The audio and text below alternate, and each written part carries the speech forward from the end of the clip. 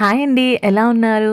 ఈరోజైతే ఆఫీస్‌కి మా హస్బెండ్‌కి లంచ్ బాక్స్ ఎలా ప్రిపేర్ చేస్తానో, సింపుల్ అండ్ ఈజీ అండ్ టేస్టీగా ఉండేలాగా ఎలా ప్రిపేర్ చేస్తానో చూపిస్తాను వచ్చేయండి. ఫస్ట్ అయితే ఒక ప్యాన్ పెట్టుకోవాలి స్టవ్ మీద.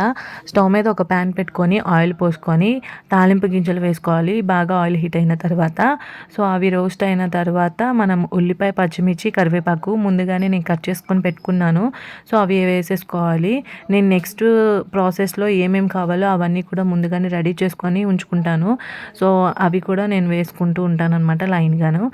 ఇవన్నీ కొంచెం ఉల్లిపాయ, పచ్చిమిర్చి, కరివేపాకు కొంచెం వేగేదాకా ఉండి తర్వాత దాంట్లోకి కొద్దిగా లైట్‌గా ఆయిల్‌లో అలా అలా కొంచెం రోస్ట్ అయిన తర్వాత ఇంకా నేను ఒక క్యారెట్ అయితే వేస్తున్నాను. ఒక క్యారెట్ అయితే తీసుకున్నాను. ఉల్లిపాయ కూడా ఒక ఉల్లిపాయ తీసుకున్నాను. పచ్చిమిర్చి ఇంకా మీ స్పైస్‌కి తగ్గట్టుగా మీరు వేసుకోవచ్చు. నేను క్యారెట్ అయితే వేసుకొని మంచిగా ఆయిల్‌లోనే రోస్ట్ చేస్తూ ఉన్నాను. ఆయిల్‌లోని క్యారెట్ అన్నది కొద్దిగా జస్ట్ అవి హీట్ అయితే సరిపోతుంది క్యారెట్. తర్వాత మనం యాడ్ చేసుకోవాల్సిన ఇంగ్రీడియంట్ మళ్ళీ యాడ్ చేసేసుకోవచ్చు. క్యారెట్ అయితే రోస్ట్ అయిన అదే కొంచెం వేగిన తర్వాత ఈ బీన్స్ అయితే వేస్తున్నాను. మీరు మీ దగ్గరున్న వెజిటబుల్స్‌తోని ప్రిపేర్ చేసుకోవచ్చు. ఇదే వెజిటబుల్స్‌తో ప్రిపేర్ చేసుకోవాలి అని అయితే లేదు. కాకపోతే బంగాళదుంప మాత్రం అవాయిడ్ చేయండి లంచ్ బాక్స్‌లో. బికాజ్ బంగాళదుంప అయితే కొంచెం స్మెల్ వచ్చేస్తుంది. ఆఫ్టర్‌నూన్ వరకు ఉండదు కాబట్టి, నిలువ ఉండదు కాబట్టి మీరు బంగాళదుంప స్కిప్ చేసేసి మిగతాయి అన్నీ కూడా వేసుకోవచ్చు. నేనైతే ఇలా వేశాననమాట. చూసారు కదా! కలర్ అయితే వైట్, గ్రీన్, ఆరెంజ్ అన్ని కలర్స్ ఉన్నాయి దీంట్లోని. చూసారు కదా! బాగా ఆయిల్‌లోని బాగా రోస్ట్ అయిపోయినాయి ఎర్రగా.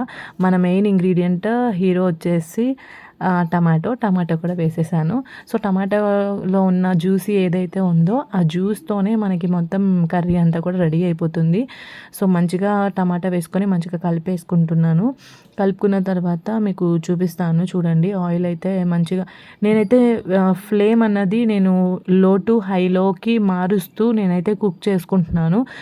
అది మీరు మీ ఇష్టం అనమాట. మీకు నచ్చిన విధానంలో మీరు కుక్ చేసుకోవచ్చు. ఫ్లేమ్ అన్నది ఎలా అయినా పెట్టుకోవచ్చు మీ ఇష్టం. నేనైతే లో టు హై పెట్టుకుంటున్నాను. ఇప్పుడైతే కొంచెం పసుపు వేసుకుంటున్నాను లైట్‌గా. కొంచెం పసుపు వేసుకొని మంచిగా కలిపేసుకుంటున్నాను. పసుపు ఏంటంటే మనకి త్వరగా ఇంగ్రీడియంట్స్ కుక్ అవ్వడానికి కూడా పసుపు చాలా హెల్ప్ అవుతుంది. సో, ఫస్ట్ అయితే మొత్తం అన్ని ఇంగ్రీడియంట్స్ వేసేసుకున్నాను. తర్వాత పసుపు వేసుకున్నాను. లైట్‌గా అలా అలా కలుపుతూ ఉన్నాను. నీట్‌గా ఆయిల్‌లోనే మంచిగా కుక్ అవ్వేలాగా.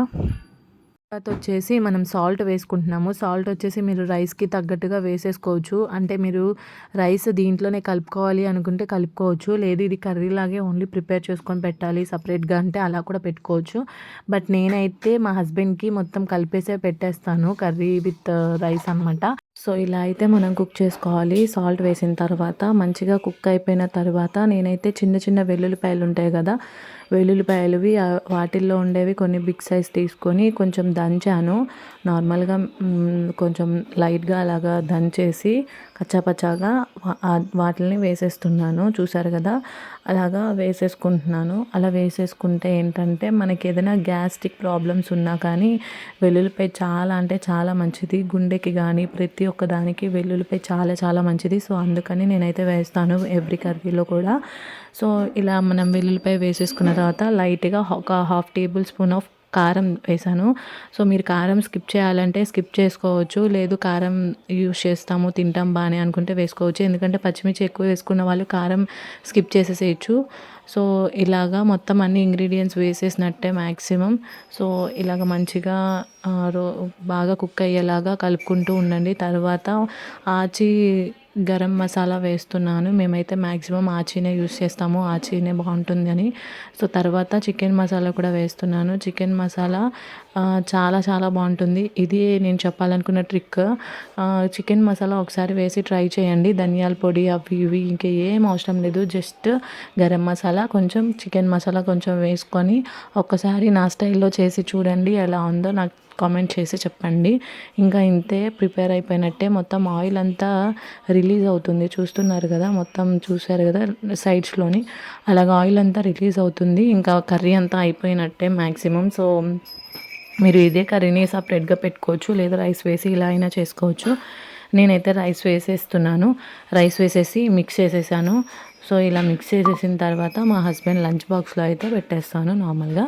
ఇంకా ఆయన ఎగ్ తింటాను, ఆమ్లెట్ కానీ అవి ఏమైనా తింటాను అంటే ఇంకా నేను నార్మల్గా ఇలా పెట్టేసి రైస్ దానిపైన ఎగ్ అయితే ఎగ్, ఆమ్లెట్ అయితే ఆమ్లెట్ అలాగైతే పెట్టేస్తాను ఇంకా.